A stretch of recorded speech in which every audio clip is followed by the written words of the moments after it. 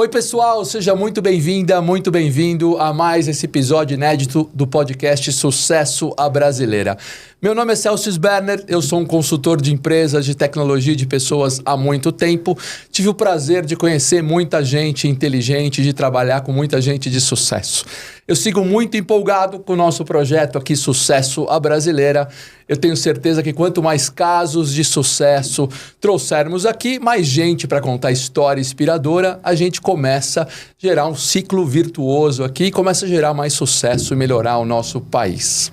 Eu tenho o privilégio hoje de trazer um cara sensacional, é um grande amigo, é uma referência, uma pessoa que todo mundo que conhece já trabalhou, está ao redor dele, gosta muito dele. Ele é CEO da NTT Data, ele é presidente da NTT Data Foundation do Brasil, é bastante coisa, né, Ricardo? Opa. Ele é conselheiro da Brascom, ele é escritor, ele é um cara que fez uma carreira incrível em consultoria em empresas de serviço, ele tem muita história bacana para contar e é um prazer imenso. Obrigado pela sua presença aqui, o grande Ricardo Neves. Quem sou eu, rapaz? É muito bom estar aqui com você, Celcinho. É muito legal a gente bater. Queria começar parabenizando você por esse belo projeto, cara. Eu acho que toda vez que a gente compartilha, né? Toda vez que a gente traz boas notícias, como você falou, para todo mundo, eu acho que isso só faz com que todo mundo suba, entendeu? Pô, que legal. Eu estou honrado com sua presença aqui, cara. Você é um cara, como eu falei, que todo mundo gosta, unanimidade. Então, quando a gente fez a lista dos potenciais convidados de podcast, você sempre teve aqui pela simpatia, pela competência. A gente vai falar da sua carreira, que é muito legal. Muito obrigado. Eu esqueci de falar uma coisa, né? Você é de Recife. Opa, rapaz. Recifense. Então, vou começar antes de falar da NTT Data, de tudo. Você sendo de Recife, e você escreve bastante artigos e bastante coisa. E aqui, pessoal, como sempre, a gente vai ter a forma de encontrar o Ricardo, LinkedIn e todas as redes sociais, site e tudo do Ricardo. Tem um artigo muito legal que você escreveu do Porto Digital, lá de Recife. Opa. E quem é do mundo de tecnologia conhece essa história do Porto Digital, mas muita gente não sabe o polo que existe lá na sua terra. Você podia falar um pouquinho o que é isso para nós? Sem dúvida, Celso. Olha, primeiro, eu sou pernambucano, recifense, né? Mas eu tenho mais tempo em São Paulo do que tive no Recife até agora, tá certo? Eu saí de lá com 23 anos, vim para São Paulo, construí uma carreira vinda daqui. E foi, Celso, muito emocionante, sabe? Voltar ao Recife para abrir um escritório da empresa que hoje eu lidero, sabe? E foi justamente a abertura do escritório da NTT Data no Porto Digital. Eu conhecia o Porto, tinha acompanhado o desenvolvimento.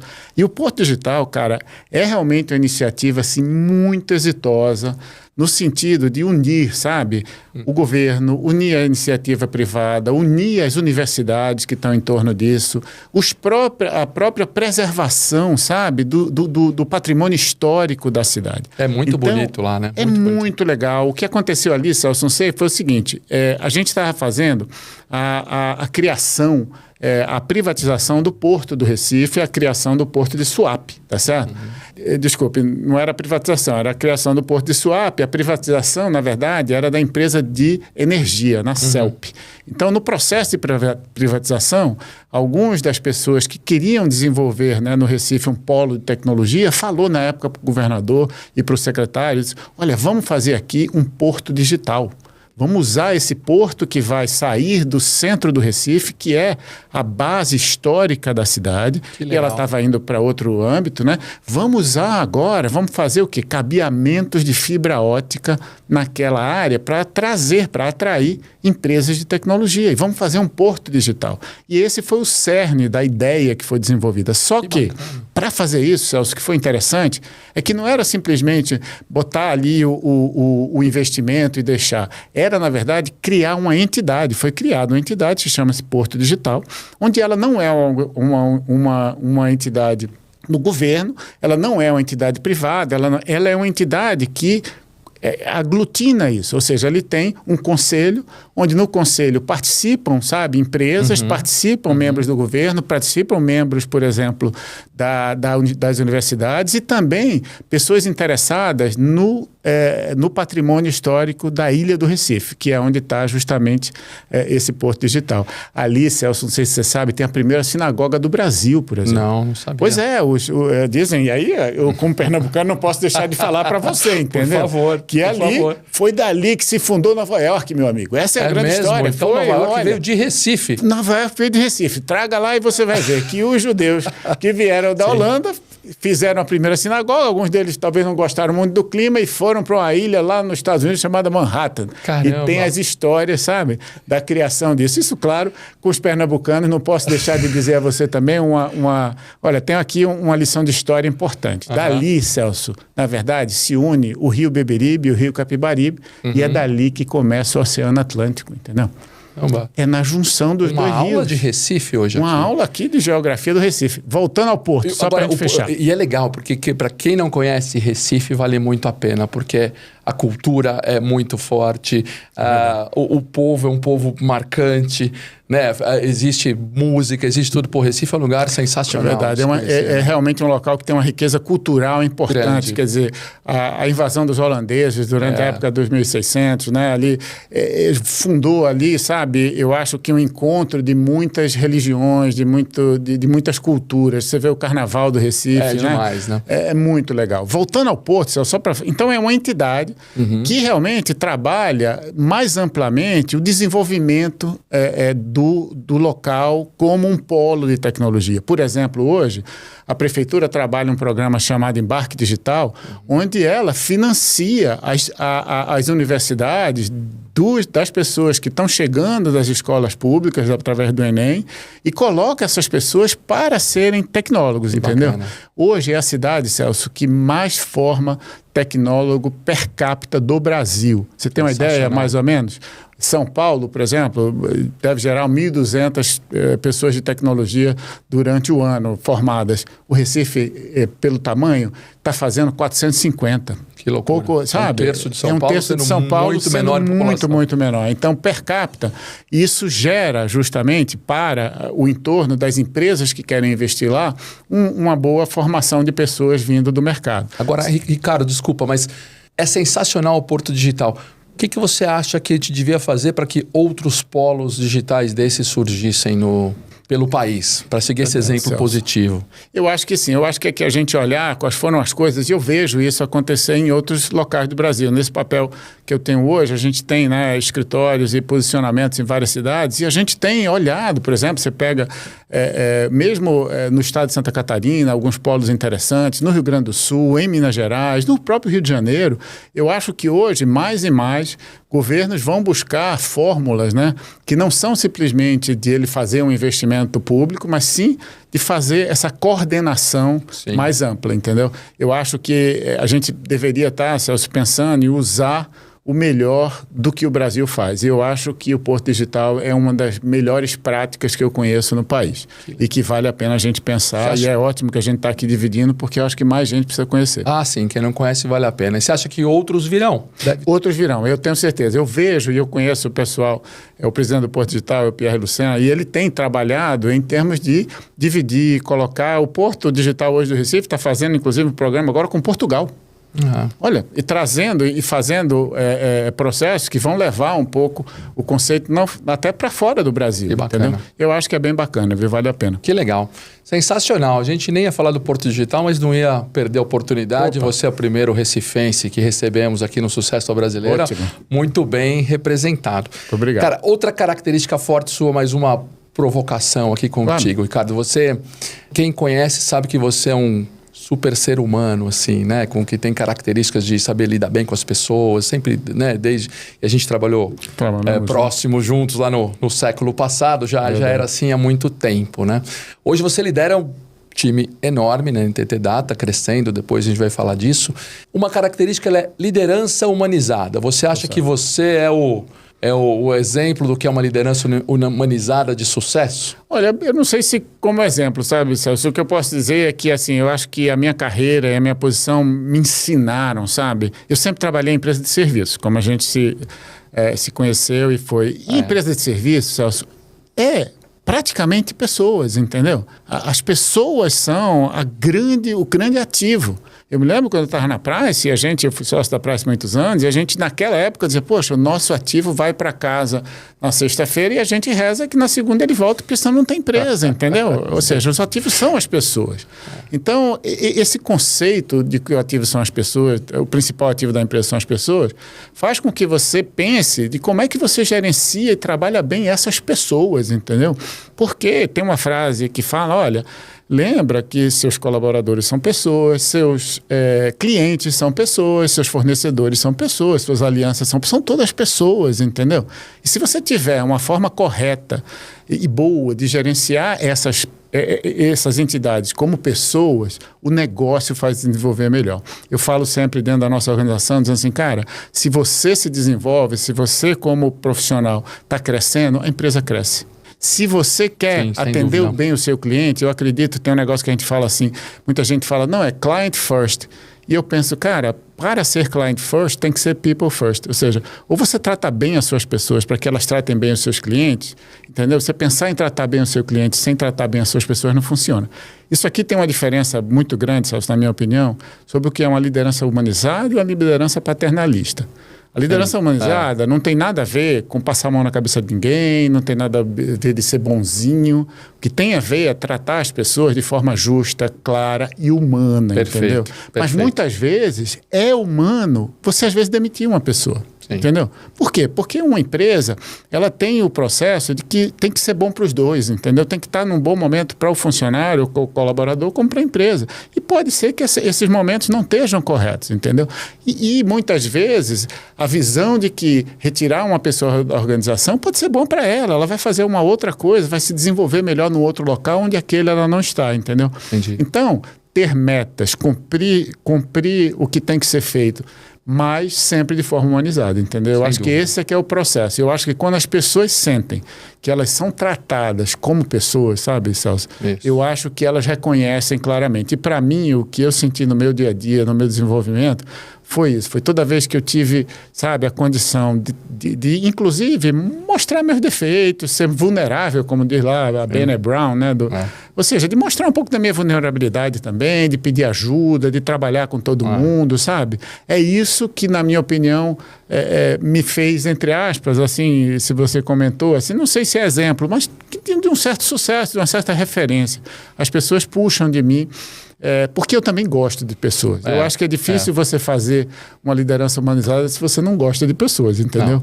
Eu curto pessoas. Eu chego na empresa, Celso, eu passo, eu falo com as pessoas, eu dou boa tarde, sabe? Eu abraço as pessoas, sabe? Investe um tempo nas pessoas. Eu invisto um tempo, eu passo no andar inteiro, sabe? E vou dizendo boa tarde, boa tarde. Isso é legal, as pessoas voltam para mim, boa tarde, sabe? Assim, isso me dá energia. Então, eu acho que a liderança humanizada passa por aí. Não quer dizer que você não está buscando produtividade e os números e tudo, mas tem um tempo, se bem entendi, lá cuidando de bem-estar, de qualidade de vida, prestando atenção nas pessoas, cuidando de cada uma delas. E isso faz parte do processo de você ter melhor produtividade. Deixa eu te dar um exemplo que eu acho que é legal. Por exemplo, se você não entende, assim, às vezes, num papel como o papel de CEO, é difícil você saber o que rola na empresa. Sim. Você está lá na Torre de Marfim, lá na sua sala, eu até digo a todo mundo, nada acontece na minha sala, está tudo acontecendo nos clientes, na execução, entendeu? E eu preciso ter a capacidade de capturar isso, sabe, Celso? E por exemplo, aconteceu sobre algum aspecto durante a própria pandemia, de que era difícil você obter, né, informações. Então, a gente fez algumas pesquisas, por exemplo, mandamos pesquisas para as pessoas para perguntar como é que elas estavam se sentindo, o que é que estava ocorrendo, sabe?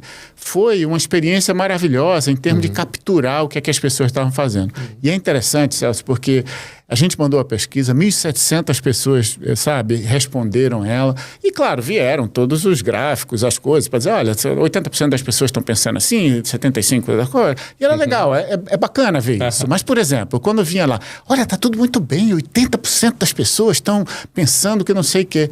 E eu parava e dizia, não, peraí, gente, e os 20%? E os 20 que não estão? Quer dizer, tá legal, 80, mas assim, vamos olhar os 20 que não estão, porque para que você realmente seja um gestor, entre aspas, humano ou óleo, você tem que olhar também o outro lado, não pode só verdade. Pela maioria, sabe? E isso foi legal, foi a capacidade de você olhar. E, Celso, o que eu fiz no fim de semana, para você ter uma ideia, é o seguinte, essas 1.600 pessoas escreveram, né, comentários, e eu li.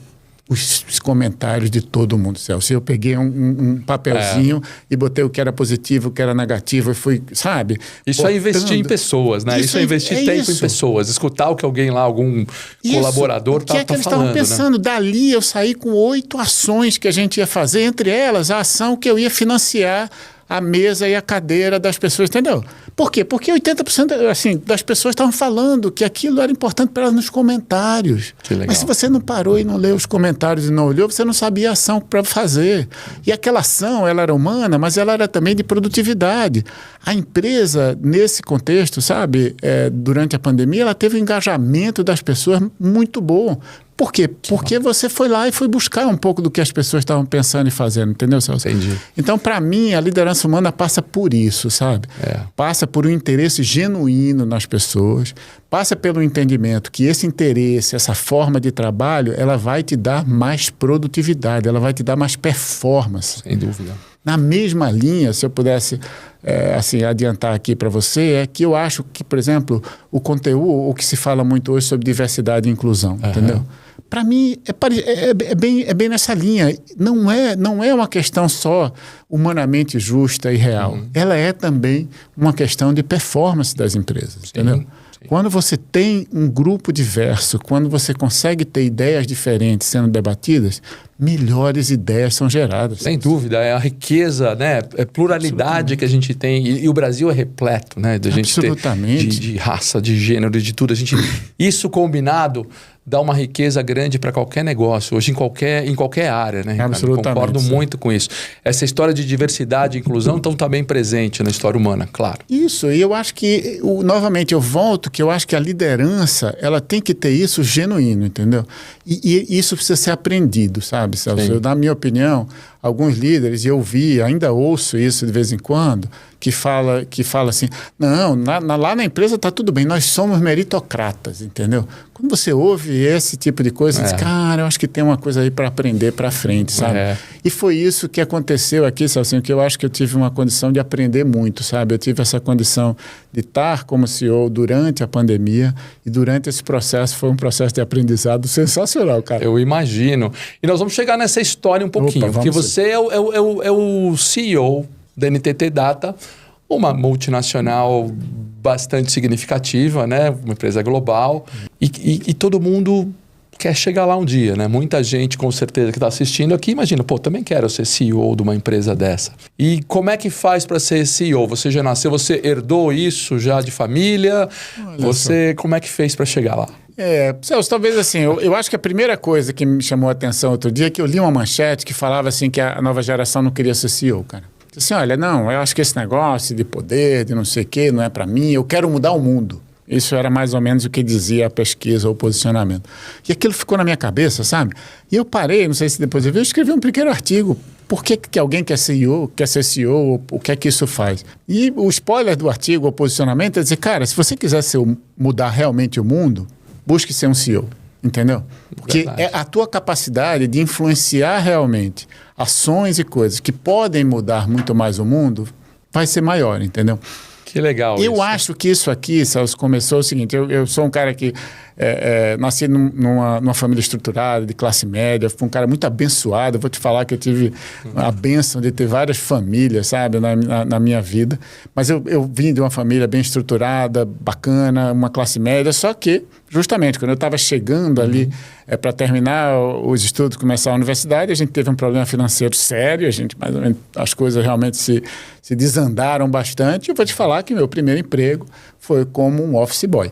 E eu não sei se essa turma está sabendo o que era um office boy, mas na época o office boy era o pagador de contas, cara. Você pegava lá um envelope que tinha as contas, os cheques, e você ia de fila em banco para pagar. Era realmente o piso da carreira de quem começava a trabalhar, era, né? O piso, era assim, e você só era mandado, vai lá e faça isso. Você ficava horas numa fila de banco, entendeu? Era isso que eu fazia à tarde. Eu fazia universidade de manhã, à tarde eu ficava como office boy pagando contas de um escritório de advogados. Que loucura. E aquilo me dava de alguma forma, aquilo me dava uma ânsia de dizer, não, isso não é isso que eu quero para mim, entendeu? Não, peraí, isso aqui vai mudar, eu vou fazer alguma coisa. Eu comecei e eu sabia que ia demorar muito tempo para a universidade, eu tinha passado em economia, ia ser um economista, ia demorar muito tempo. Eu sempre gostei de tecnologia e eu disse, não, vou procurar. E meu pai também foi um cara muito legal, porque ele sempre falou, olha, Ricardo, eu acho que você é um cara que tem uma visão boa, eu acho que se você fizer economia, você vai pegar uma visão interessante.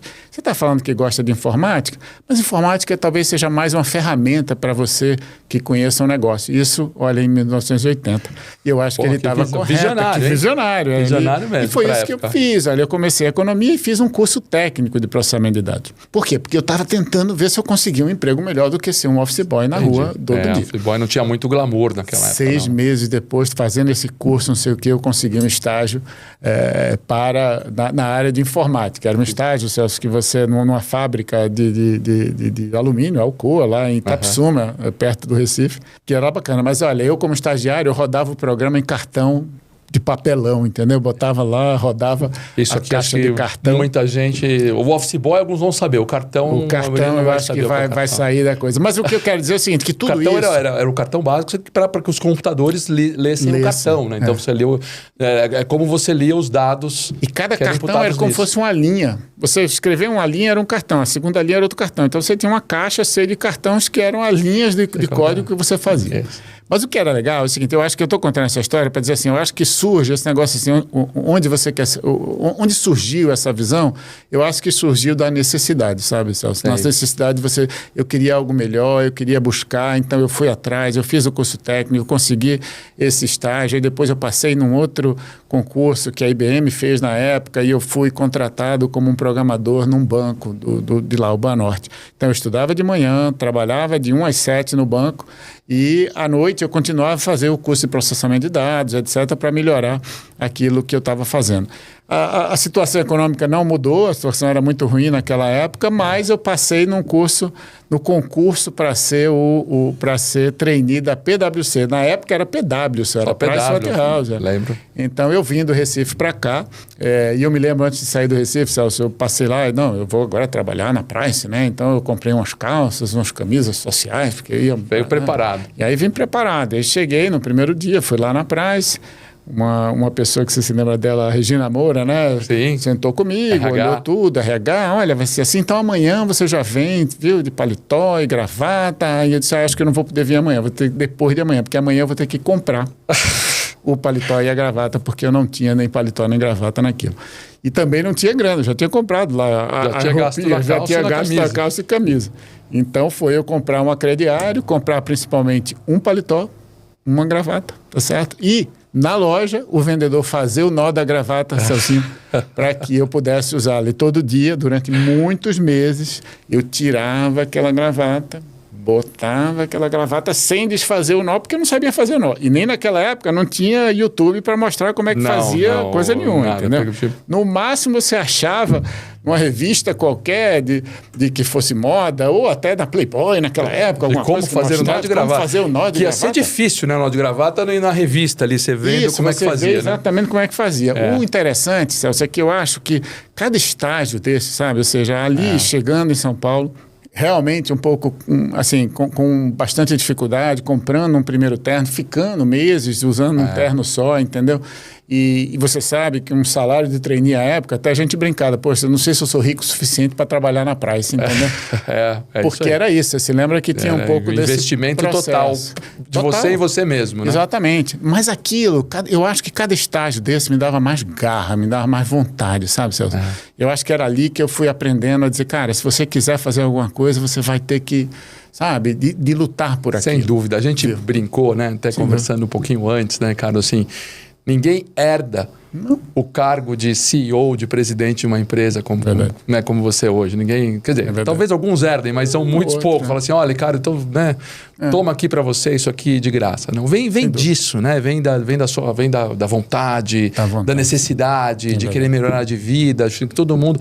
Isso é inspirador, né? Cara, acho que isso é inspirador. Isso tem que inspirar as pessoas em qualquer fase. Eu acho que, e principalmente que E não precisa almejar, sabe, ser CEO. Não sei se naquela época eu achava que ia ser CEO, mas eu sabia que eu queria algo melhor, sabe? Então, eu acho que ter me lançado em cada coisa desse tipo, eu fiquei 4 anos aqui naquela época na PwC e tive uma oportunidade, por uma série de outras coisas que eu nem vou detalhar muito, de ir, e eu fui contratado na PW dos Estados Unidos, cara. E aí, realmente, a vida um pouco mudou. Foi uma história que é legal, porque eu tinha, durante os 4 anos que eu fiquei na Price do Brasil, eu tinha economizado, eu tinha comprado 3 linhas telefônicas, entendeu? E essas linhas telefônicas, cada uma delas, depois de vendida, elas valiam $5.000, 3 telefones. Sensacional, imagina. E aí eu peguei o avião e fui para os Estados Unidos para tentar fazer um curso de pós-graduação, que eu não consegui, porque eu não tinha dinheiro, eu ia fazer bolsa, mas, por umas coincidências da vida, eu consegui conexão com pessoas da Price de lá, na época, que conectaram com as pessoas da Price daqui, que me deram as melhores referências, e eu terminei sendo contratado na Price dos Estados Unidos. Mas no risco, assim, você não foi nada planejado, total, assim, vou para lá. Total. E uma das coisas que eu não comentei, eu falei para você que eu fui muito abençoado de ter família, né? Muito estruturada. Quando eu cheguei em São Paulo, Celso, eu também não tinha onde ficar, e um amigo de um amigo me chamou para ficar na casa dele, e eu fiquei na casa dele, e de repente eu fui praticamente adotado pela família dele, entendeu?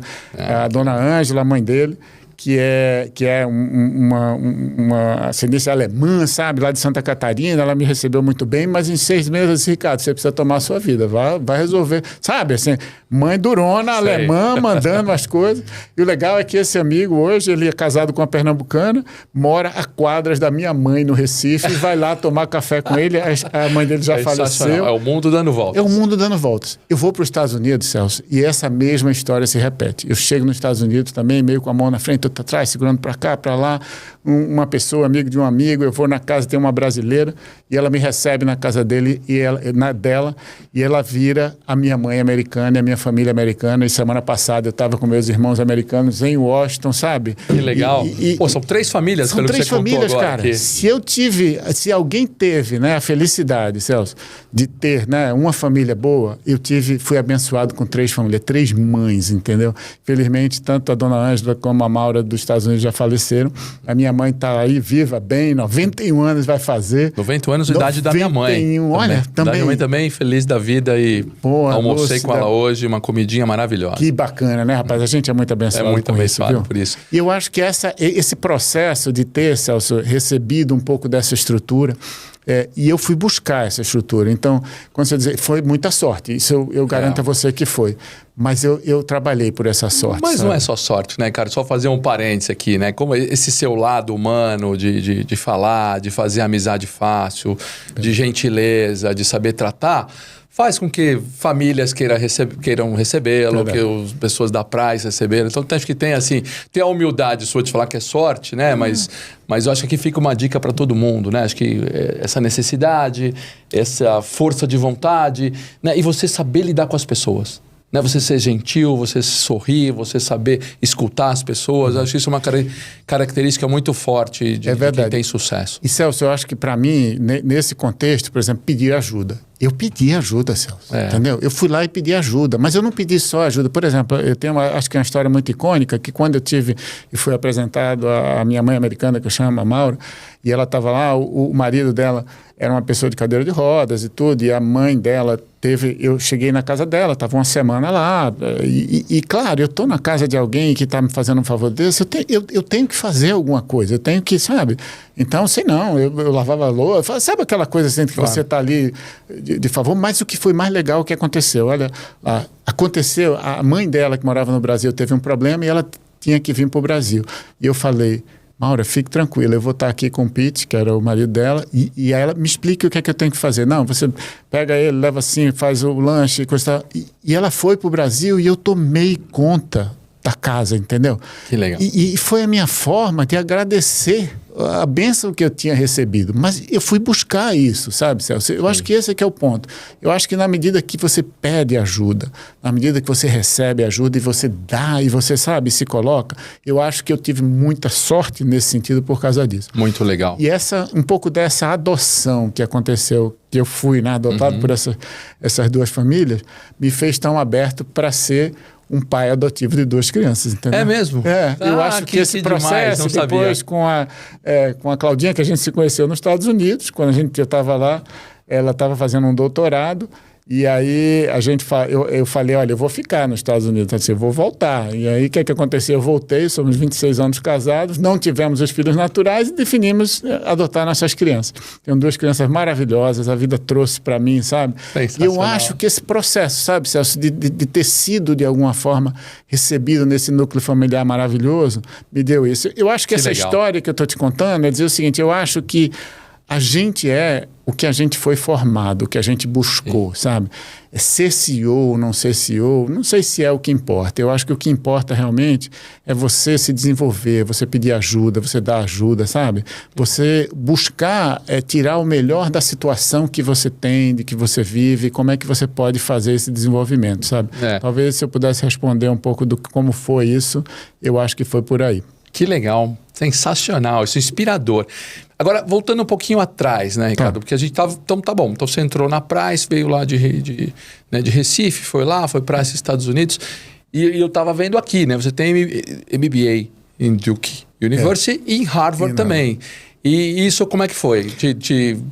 Olha, a empresa ofereceu isso para você? Não, Celso, foi exatamente assim. Eu acho que quando eu falei para você que eu fui para os Estados Unidos, né, buscando uma bolsa, etc., eu terminei conseguindo trabalhar na Price de lá e eu só tinha, vamos dizer, uma formação básica como economista na Universidade Federal de Pernambuco, foi muito bacana, e tinha esse curso técnico, mas eu queria me desenvolver mais, eu queria fazer mais.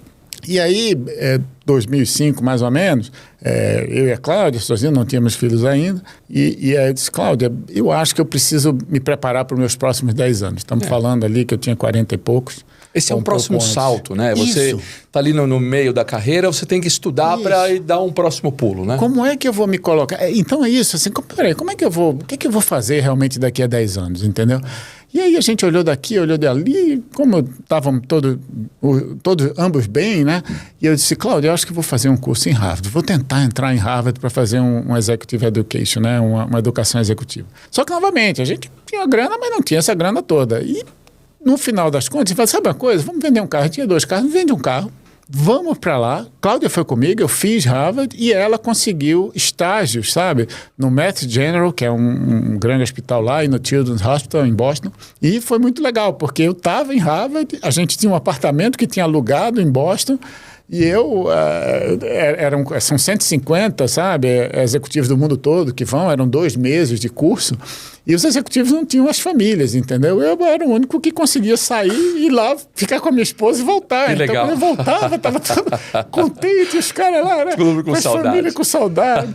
Mas foi uma coisa, um investimento, sabe, que a gente fez, por exemplo, eu uni 2 férias, a gente vendeu o carro, sabe? E foi. Por quê? Porque aquilo era um investimento. E aí, Celso, eu acho que a segunda dica, para mim, é, primeiro, pedir ajuda, trabalhar, assim, buscar tirar o melhor da situação. E o segundo é investir em educação, cara. Sim, assim, quase 10 anos depois, 2014, a Cláudia, que é uma cientista, eu sou super orgulhoso da minha mulher, uma médica, cientista, PhD, livre docente da USP. A Cláudia, inclusive, Celcinho, ela é a primeira mulher professora do Departamento de Radiologia da USP, entendeu? Então, é bacana. Que legal. E aí ela foi convidada para ir para fazer um ano de pesquisa na Universidade Americana, a Universidade da Carolina do Norte. E aí ela disse, recebi esse convite, mas não vai dar. Aí sim, a gente já tinha as 2 crianças, tinha a Bia com 3 ou 4, o Gabriel com 6 ou 7. E ela falou, acho que não vai dar, você está na Price, né? E ela falou, eu não quero fazer um split da família, você não quero ir e você ficar, isso não vai rolar.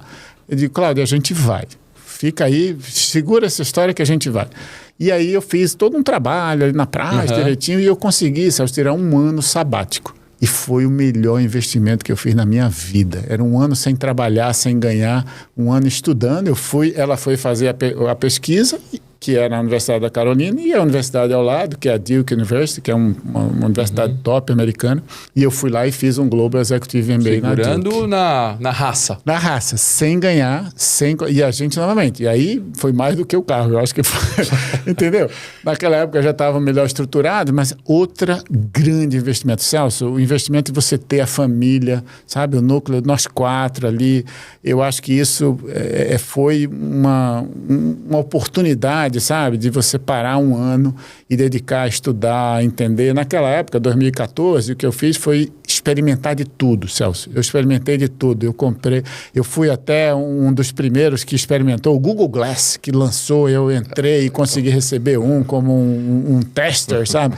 Eu fui a todos os eventos dos Estados Unidos. Viveu os Estados Unidos na sua essência. Eu comprei roupa por caixa que chegava, óculos, sabe? Eu fiz tudo para experimentar, sabe? Um pouco disso. E aí você volta de uma coisa assim, cara, com outra cabeça. Eu voltei de Harvard com outra cabeça, 10 anos depois eu fiz um novo investimento na Duke e voltei com outra cabeça e muito mais orgulhoso de ter permitido que Cláudia fizesse o step de carreira que era importante para ela, entendeu? Porque ela fez isso a vida toda para mim, Celso. Tem tanta coisa legal que você falou aqui, né, Ricardo? Então deve tentar pontuar, porque olha que foi bacana. Você tem... Primeiro assim, estudar, né, pessoal, não é opção, né? E as pessoas de sucesso estudaram muito, né? Quer seja, né, Ricardo, aqui por conta da empresa, quem tem oportunidade da empresa, de patrocínio, de patrocínio, mas quem não tem, né, tem que correr atrás. Correr atrás, né? Como você falou assim, vendendo um carro para fazer a primeira, isso. Vendendo talvez 2 carros para fazer, 2, 3 carros para fazer a segunda, né? Isso. E mantendo um laço familiar. Então as coisas não vêm por acaso. Não dá para sentar e esperar. É verdade. E hoje, Celso, eu acho que hoje quase não tem desculpa, cara. A quantidade, né, da educação que está disponível, né? Às vezes de graça, cara. Sim. Online, sabe? Cursos e universidades, sabe? O conhecimento está aqui, cara. Não tem desculpa. Assim, se você imaginar que hoje... E aí, novamente, você acabou de falar uma coisa. Celso, outubro do ano passado, eu me inscrevi e fiz um curso de inteligência artificial do MIT. Entendeu? E passei 6 semanas lá assistindo coisas e fazendo, sabe? Então, assim... Agora, né, cara? Agora, não está falando de coisas... Outubro de 23, cara. Poucos meses atrás. Entendeu? Por quê? Porque não é uma opção, cara. Não é uma opção. Não. Ou seja, o chamado lifelong learning, né? A capacidade de você continuar aprendendo não é uma opção. Então, como você falou...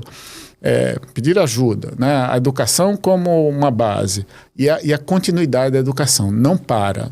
Continua aprendendo porque a vida vai mostrar muita coisa boa pra gente. Sensacional. E uma outra coisa muito bacana que você falou é o ser CEO hoje, ser o presidente, né, de uma empresa, você tem a possibilidade de mudar o mundo, né? Verdade. De você tem o poder dessa história. E como é que é essa sua mudança de sócio da PwC para ser CEO? Olha, foi uma mudança meio assim drástica, porque eu terminei fazendo o seguinte: eu fiz uma aposentadoria antecipada. Eu sou um retired partner da Price e eu não tenho mais nenhum vínculo assim econômico com a Price, mas eu sou um sócio aposentado. E o que eu não imaginava é que eu fiz tudo isso em fevereiro de 2020. Março de 2020 o mundo para. Pandemia. Dia 2 de abril de 2020 é o meu primeiro dia como um CEO pela primeira vez, um CEO trainee, de uma empresa que à época tinha 2.600 pessoas.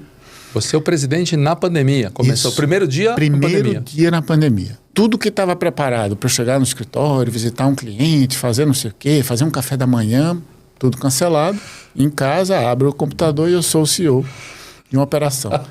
Então, cara, foi um negócio assim, foi uma experiência, sabe? Muito, assim, realmente eu falei assim, agora eu fui descoberto, agora a síndrome do impostor bateu, sabe, Celso? Agora eu não vou conseguir enganar mais ninguém, agora o negócio realmente virou o jogo. Mas você sabe a coisa que mais me preocupava naquela época, Celso, era o fato assim, cara, eu sou responsável por 2.600 pessoas. Eu sou responsável por 2.600 famílias. Sim. Entendeu? Então, uma das primeiras coisas que a gente foi fazendo para ver como é que era o comitê de crise, toda a execução, sabe, do dia a dia, e surgiu não demita. Eu digo, não demita. A gente não vai demitir, vamos segurar o que for possível. Uma coisa muito boa foi o fato de que eu me senti extremamente suportado pelos valores da companhia. A companhia disse, as pessoas são primeiro, e eu fui lá e disse, não demita, e... Sabe, assim, que bacana. Foi muito bom, Celso. A visão do que eu escutei também, assim, quase 90 as vozes do visionário meu pai, que eu te falei, que ele fala, na incerteza, navegue pelos valores. Entendeu? Você não sabe o que vai acontecer, você faz pelo valor, pelo aquilo que é certo, sabe? Sim. E eu fui fazendo o que era certo. Celso, a coisa, você se lembra, os primeiros meses a gente fazia, como é que a gente vai vender, como é que vai executar, esse negócio não vai dar certo, aquela coisa. Mas a gente vê, né? O primeiro mês começa a surgir uma coisa, a gente começa a trabalhar e a demanda justamente das empresas por digitalização aumentou absurdamente, porque não tinha como fazer o negócio se não fosse digital, tá certo? Então a demanda começa a subir absurdamente. E eu estou contando tudo isso para dizer o seguinte, é naquele momento que você diz, cara, isso aqui tem uma grande oportunidade de crescimento, desenvolvimento de pessoas, só que você sabe que tecnologia é um mercado que tem um déficit de pessoas muito grande. Sim. E naquela demanda o déficit estourou, sabe? Assim, não tinha gente. 2020 isso, 2020, né? 2021... Cara, a escassez de recursos era absurda. E aí a gente foi buscar, por um acaso, chegou uma startup que fazia preparação, cursos para as pessoas. E eram cursos que ele tinha uma base muito grande de jovens, sabe, interessados em tecnologia. E eu disse, cara, é aqui que a gente vai entrar e é aqui que a gente vai conseguir capturar mais gente. E aí a gente desenvolveu cursos, tá? Um primeiro curso de Full Stack Developer, ou seja, pessoas para formar pessoas em tecnologia. Formar pessoas em tecnologia. E a gente coloca bolsas de estudo, 15 mil bolsas de estudo, 16 mil pessoas se inscrevem. 15 mil bolsas de 15 estudo? mil bolsas de um curso que foi desenvolvido por a gente. Essa startup tinha uma base bacana, sabe? Hoje é uma startup que o fundador estava vendo ele no World Economic Forum. O cara está lá, o Iglar Generoso, um cara maravilhoso. E a gente fez esse trabalho e começou a formar gente, sabe? Formar gente, fazer mais cursos e coisa e tal. E a gente começa a contratar parte dessas pessoas. É claro que dessas 16 mil pessoas que eu estou te falando, no primeiro curso, apenas 350 se formaram. Mas eu fico pensando que 15.650 fizeram um primeiro passo. Sem dúvida. Em prol de aprender algo de tecnologia, sabe? Essa história, para tornar ela longa, curtinha aqui para você, foram 8 cursos, 3 anos de trabalho, 80 mil bolsas foram colocadas, 4 mil pessoas se formaram e dessas, Celso, 400 pessoas foram capturadas pela organização. Sensacional. Que nesse 4 mil pessoas se formaram. Se formaram, cara, nesses cursos, sabe? Legal. E elas foram, e eu tinha, na minha visão, eles diziam o seguinte, olha, quando a maré sobe, todos os barcos navegam. Então, quanto mais gente tiver, melhor para todo mundo, entendeu? Sim. Isso não é uma economia de restrição, isso é uma economia de abundância. Então, aqui volta também o tema, por exemplo, da diversidade. Neste momento que eu digo, cara, vamos fazer, por exemplo, um curso ou umas bolsas dessas que é só para minorizados, só mulheres, só negros, só PCDs, você sabe, assim, vamos priorizar essas pessoas e tentar capturar elas. Muito bom. Naquele momento também, Celso, foi um negócio bacana, a gente também olhando principalmente vários aspectos, um deles era novamente o étnico-racial, né? E a gente encontra uma ONG chamada Educafro, do Frei Davi, que formava pessoas negras, às vezes humildes, em situação, sabe, de vulnerabilidade social, e a gente vai também, forma ali, a gente vai conseguir contratar dessa ONG, foram também quase 2 anos, quase 30 pessoas que tinham uma vulnerabilidade social, claro, eram negras, e que entram na organização, sabe? Desses cursos, e uma das coisas que é muito legal é que eu recebia mensagem, sabe? Sim, recebi uma mensagem de um cara que falava assim, olha, eu era motorista de Uber, de um carro alugado, tá? E que ele quebrou, mas eu continuei a fazer o curso, minha esposa me ajudou, não sei o que, passei, e hoje, sabe, eu tenho uma carreira, eu trabalho numa empresa e eu estou lhe escrevendo para agradecer que o meu filho nasceu no hospital de primeira linha porque eu tenho uma carreira e uma coisa, entendeu? Que espetáculo, cara. Cara, que espetáculo. Isso é... Vale a vida, né? Vale a vida, cara. Vale. E é isso que eu estou falando. É isso que você, como um CEO, você como um líder, você como alguém que tem a capacidade, você pode fazer isso, entendeu? E aí é inspirador, né, cara? Porque assim, o Brasil é um país tão carente, a gente sabe, com um déficit educacional, de informação, de vários problemas que a gente sabe e que a gente quer mudar. Né? Claro. Isso só vai mudar, não é só o governo, né? A iniciativa privada. Eles têm que fazer coisas sensacionais como essa como você liderou, né? E aí eu concordo totalmente e estou aprendendo aqui, né? O ser CEO, ser presidente, possibilita você mudar mais o mundo. Mais o mundo. É isso que você está falando. Você tem a caneta, você tem o poder, vamos fazer bolsas, vamos transformar a vida de pessoas assim. E vamos usar o momento, porque tudo isso foi feito no momento e que você está buscando desenvolver a empresa. Isso aqui também, essa é uma empresa, tá certo? É um negócio que tem. Ela também tem uma fundação, como você falou, eu sou o CEO da empresa, eu sou o presidente da fundação. A fundação também tem programas específicos, sabe? É uma empresa que tem uma consciência social muito forte. O objetivo da fundação é retornar à sociedade aquilo que ela retira dela.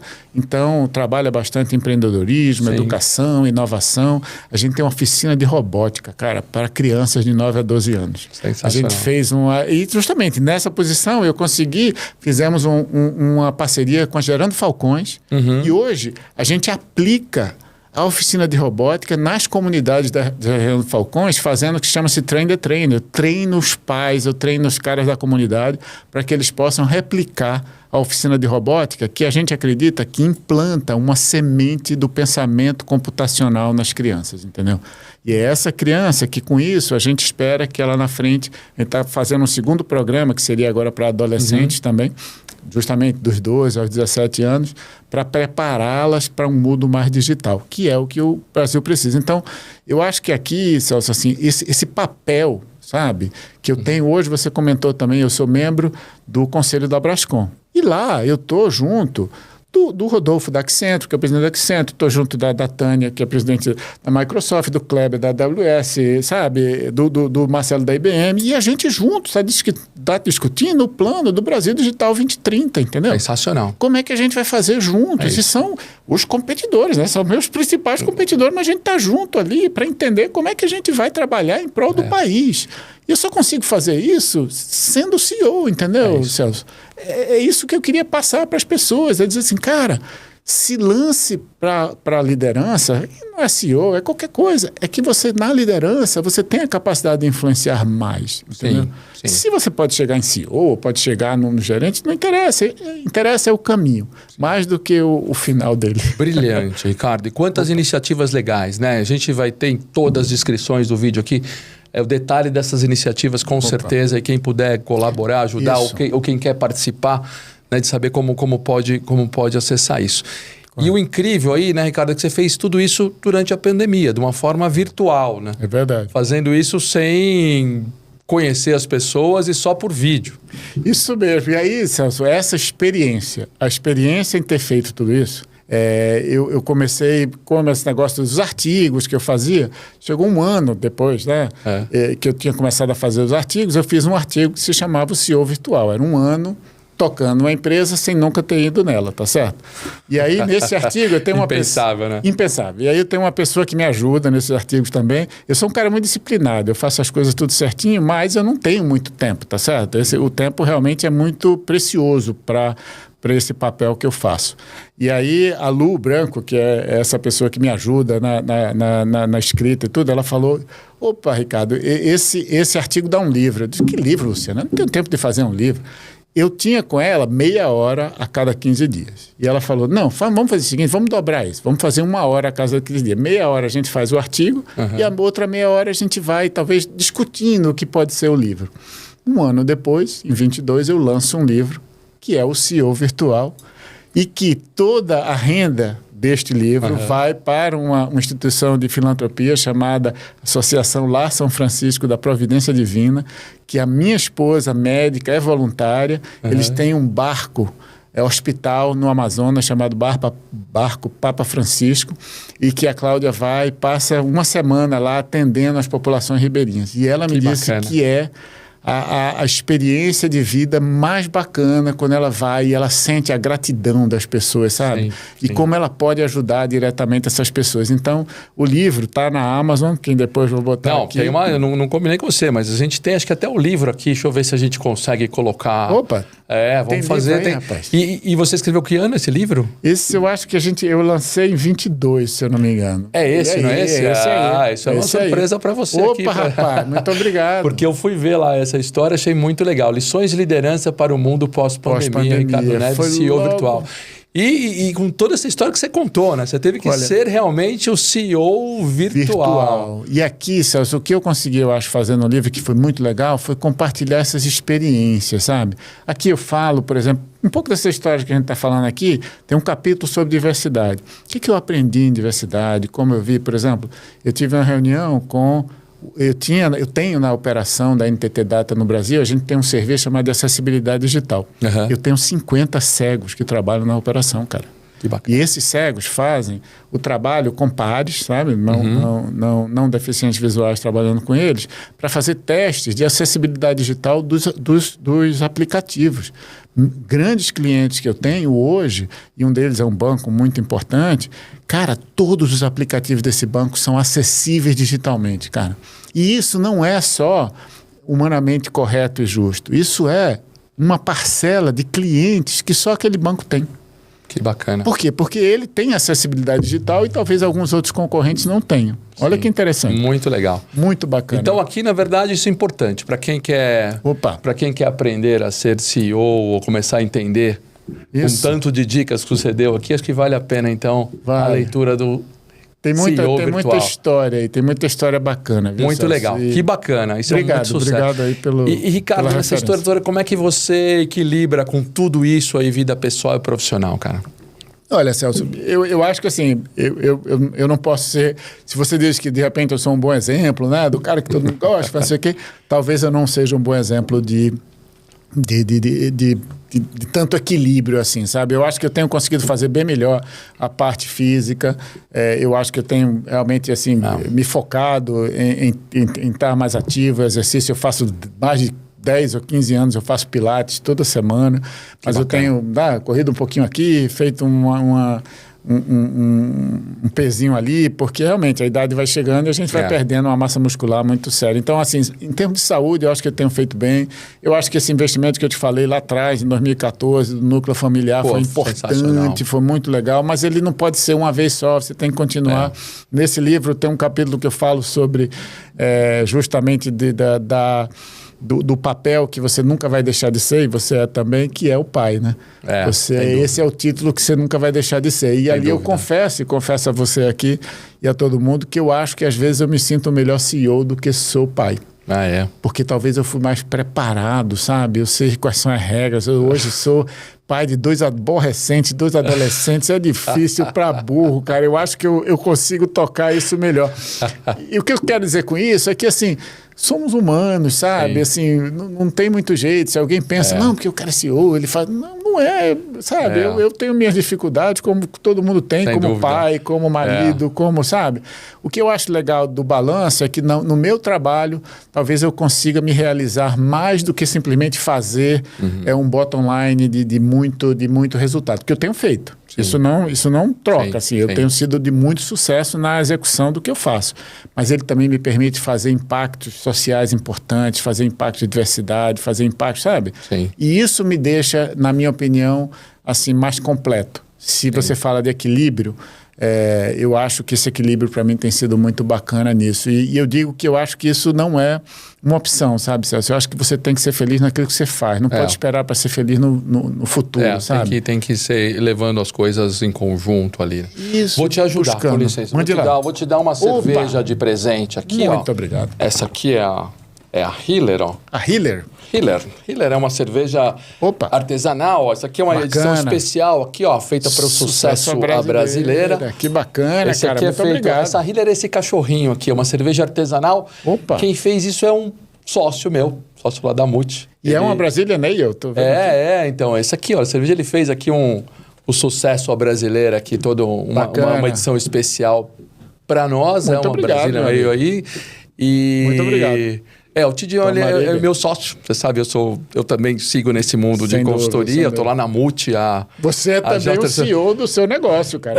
Sou eu e o Alexandre, somos 2 sócios ali, então quando você fala muito menorzinhos ali, mas a gente faz, mas eu tenho aprendido muito com a Multi, porque a gente tem uma área aqui, Ricardo, que a gente faz recrutamento e seleção de pessoas. Tá certo. Então a gente tem tech recruiters, a gente tem gerente tem psicóloga, que eu era muito mais do lado projetos, implementação, consultoria. Hoje eu aprendi que você selecionar pessoas e estar nos nossos clientes. Esse é o nosso time. Bacana. Eu gosto de mostrar o time, né? E as pessoas falam, mas essas são só as psicólogas. Não, aqui você tem a diretora comercial, você tem a diretora de RH, você tem as psicólogas, as tech recruits, é um time bastante feminino, né? Que legal, cara. Parabéns. Estamos precisando contratar mais homens, nós estamos quase precisando de homens para ir para lá na Multi agora, mas isso tem me deixado muito feliz. Parabéns, viu, Celso? Que essa também, assim, você, através da Multi, você também deve dar carreira, deve dar oportunidade, desenvolvimento a muita gente, né? Isso é que é fantástico. Entendeu? E a gente aprendeu também nessa história de recrutamento e seleção, de diversidade, de como fazer, de como atuar. Eu acho que o aprendizado foi muito grande nesses últimos 5 anos sobre essa história de inclusão, diversidade e achar os recursos certos para os clientes certos. Estamos lá na Multi. Muito bacana, cara. Parabéns a você depois também. Você também é um cara de sucesso. Vou tomar assim e vou te falar. Você fala para mim o que você achou, eu falo para o Tídio, que é o nosso sócio lá. Legal. Ele produz lúpulo, né? Ele está criando lúpulo terras altas aqui no Brasil.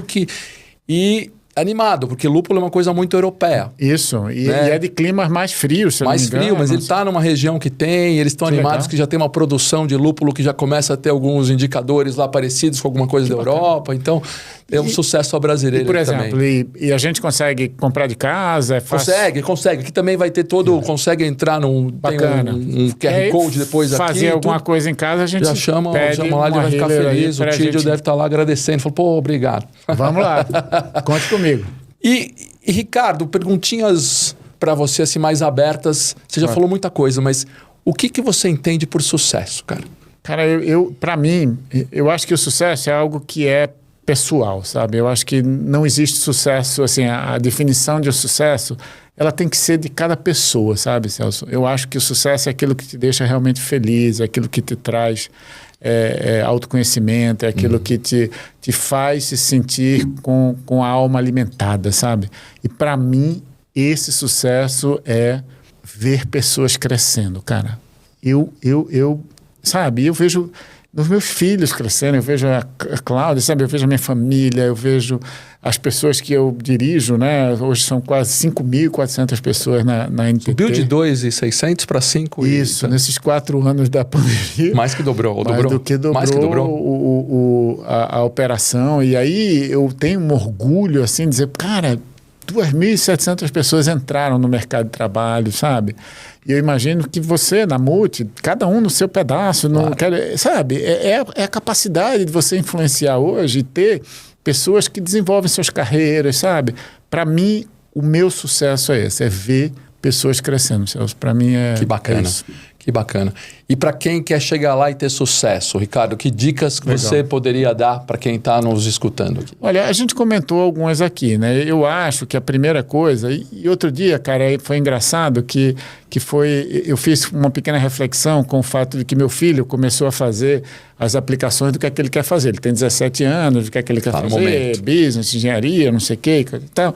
E aí eu todo lá para ele, e aí, tecnologia, vai fazer alguma coisa? Ele disse, não, olha, papai, não sei. Eu só tenho certeza do seguinte, que eu não vou fazer o que você faz. Ele, rapaz, agora veio. Mas aquilo deu uma mexida comigo. Você quer que eu vou fazer? Aí eu comecei a fazer uma certa reflexão para entender, né? O que eu fiz? O que né? Para tentar, talvez, não sei se responder a ele. Não sei se essa também é aquela resposta do aborrecente, né? Vai fazer sempre nessa linha. Mas eu comecei a pensar, a primeira coisa, César, que eu pensei é isso, é que eu acho que eu pedi ajuda, sabe? E eu fui muito ajudado. E quando eu ajudei, eu ofereci ajuda e o ciclo continuou, sabe? Então, eu abri aquilo que eu precisava. Eu acho que um outro ponto que para mim foi muito importante nesse caminho foi que eu acho que eu fui me conhecendo e eu fui sendo cada vez mais eu mesmo, mais genuíno, mais real, sabe? Sim. Hoje, é isso que eu estou falando, hoje muita gente fala para mim assim... Não sei, que me sentem acessível, que me sentem, sabe? Porque eu sou assim, essa é a minha forma, entendeu? Eu brinco, sabe? Não existe um personagem, né? Não existe, não é aquele cara, sou eu mesmo, esse cara. As pessoas me perguntavam, é você que coloca o parabéns lá porque às vezes a pessoa entrou na empresa ou se formou em alguma coisa, e eu vou lá e sabe? É você mesmo que escreve? E quem seria se não fosse eu, entendeu? Sou eu mesmo, é lógico. Eu vou lá e eu invisto o tempo, sabe? De estar. Então, eu acho que buscar ajuda, dar ajudas, mostrar a sua fraqueza, porque quando você pede ajuda, você está mostrando que você é fraco, entendeu? E não é só, é ajuda no trabalho, é ajuda para melhorar, é ajuda, sabe? É oferecer essa ajuda para alguém. Quando você oferece para alguém uma ajuda, a pessoa já tem, sabe, a conexão com você direta, porque você foi no interesse dela, sabe?